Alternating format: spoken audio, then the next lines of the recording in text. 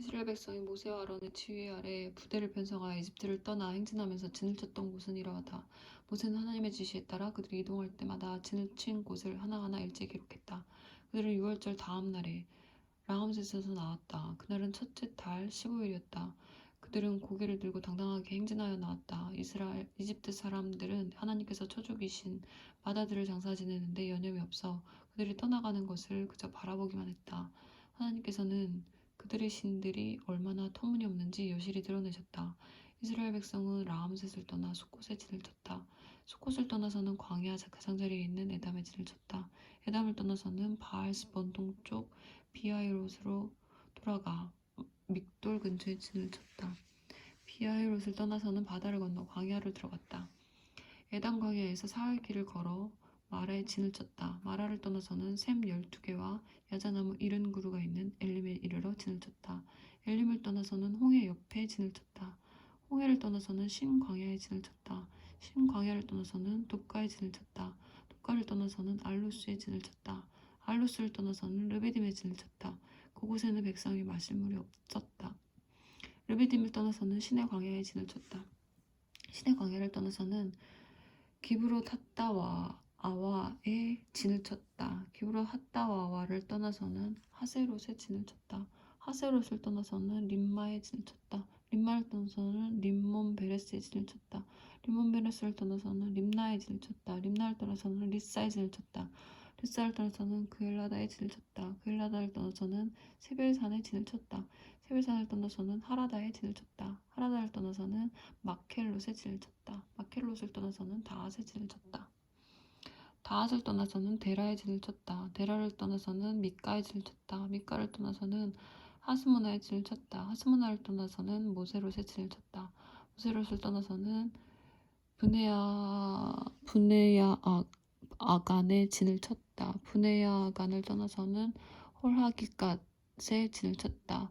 홀하기갓을 떠나서는 윳바다에 진을 쳤다. 윳바다를 떠나서는 아브로나에 진을 쳤다. 아브로나를 떠나서는 에시온게벨에 진을 쳤다. 에시온게벨을 떠나서는 신광야에 있는 가데스에 진을 쳤다. 그들이 가데스를 떠나 에돔 경계에 있는 호르산에 진을 치고 나서 제사장 아론이 하나님의 명령에 따라 호르산으로 올라가 그곳에서 죽었다.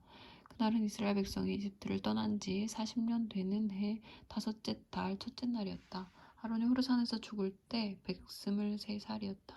가나안의 네겝 지역에서 다스리던 가나안 사람 아랏 왕이 이스라엘 백성이 도착했다는 소식을 들었다. 그들은 호르산을 떠나 살모나에 진을 쳤다.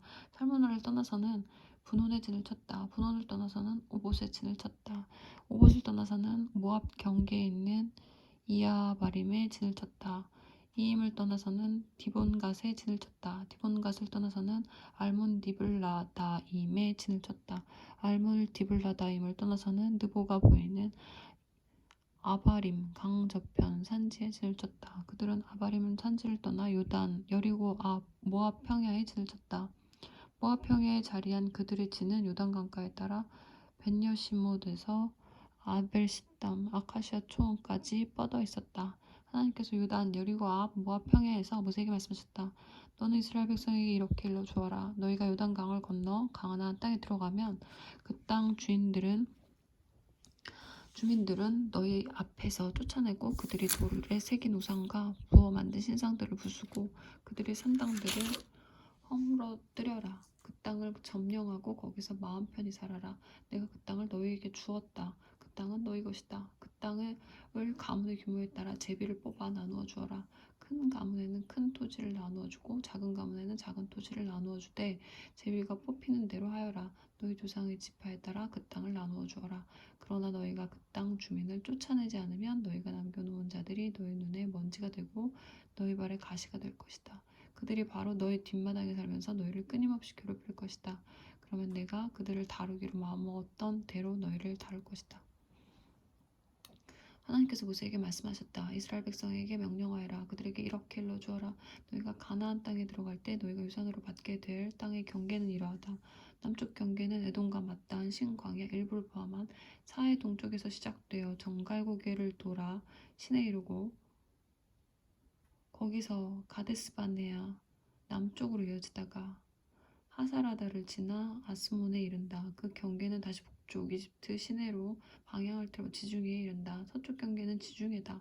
북쪽 경계는 지중해에서 호르산까지 이어지고 또 호르산에서 르보하마까지 이어져 스닷에 이르고 거기서 시브론으로 이어지다가 하사레난에서 끝난다. 이것이 너희 땅의 북쪽 경계다. 동쪽 경계는 하사레난에서 스밤까지 이어지고 다시 스밤에서 아인 동쪽 리블라까지 갔다가 갈릴리 바다 동쪽 비탈을 끼고 이어진다. 거기서 요단강을 따라 내려가다가 사해에서 끝난다. 이것이 너희 땅의 사방 경계다. 모세가 이스라엘 백성에게 명령했다. 이것이 바로 여러분이 제비를 뽑아 유산으로 나누어 받을 땅입니다. 하나님께서 그 땅을 9지파와 반쪽 지파에게 주라고 명령하셨습니다. 루벤 지파와 갓 지파, 므낫세 반쪽 지파는 이미 자신들의 유산을 받았습니다. 이 두 지파와 반쪽 지파는 요단, 여리고 동쪽 해 뜨는 곳에서 자신들의 유산을 받았습니다. 하나님께서 모세에게 말씀하셨다. 그 땅을 유산으로 나눠주는 일을 맡은 사람은 제사장 엘라살과 눈의 아들 여호수아다. 각 지파에서 지도자 한 명씩을 임명하여 그들이 땅을 나누어주는 일을 돕게 하여라. 너희가 임명할 사람들은 이러하다.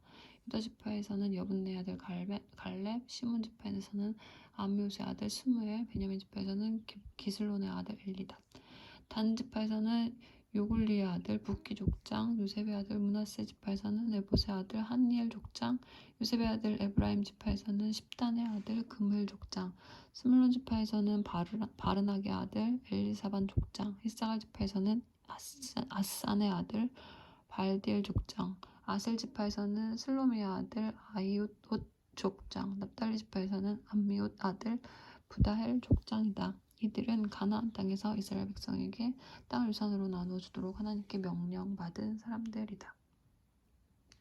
하나님께서 요단 여리고 아합 모압 평야에서 모세에게 말씀하셨다. 이스라엘 백성에게 명령하여 그들이 받는 유산 가운데에서 레위인이 거주할 성읍을 내어주게 하여라. 그 성읍 주위에는 반드시 풍부한 목초지가 있어야 한다.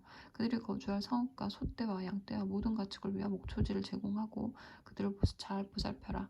레위인의 성읍을 에워싼 목초지는 성벽 둘레로부터 바깥쪽으로 사방 450m까지 이르는 지역이어야 한다.